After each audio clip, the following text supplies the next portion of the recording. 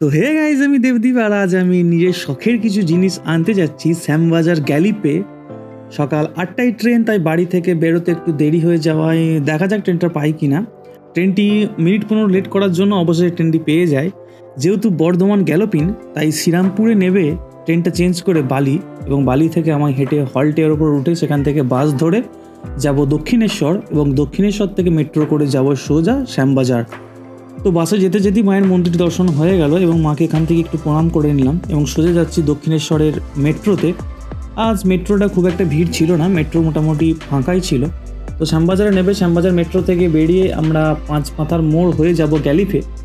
তো এই যে শ্যামবাজার পাঁচমাথার মোড়, এবং এই শ্যামবাজার পাঁচমাথার মোড় থেকে দূরে ওই যে ব্রিজ দেখা যাচ্ছে, ওর পাশেই পেট মার্কেট, অর্থাৎ গ্যালিফ স্ট্রিট পেট মার্কেট। ওখানেই সমস্ত কিছু পোষ্য জিনিস পাওয়া যায়। ওই যে দূরে আমরা দেখতেই পাচ্ছি যে কতটা ভিড়।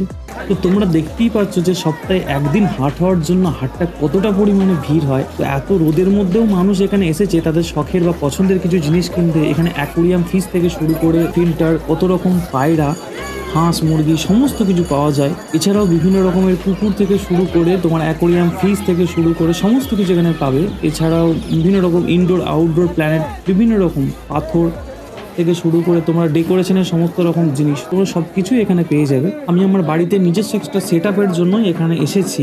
তো এই দেখো আমার সমস্ত জিনিস কেনা হয়ে গেল। দেখা হচ্ছে তোমাদের সাথে পরের ব্লগে। তো আপাতত টাটা।